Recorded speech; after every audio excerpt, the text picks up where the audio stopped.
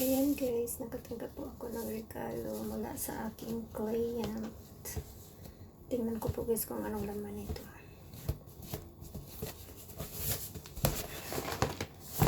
Ano kayang laman? Tingnan natin. Galing po ito sa aking kliyente. Wow, ang dami pong laman. Wow guys, ano po ito? Shampoo, hand sanitizer. Wow, ang dami naman. Thank you. Everything for beauty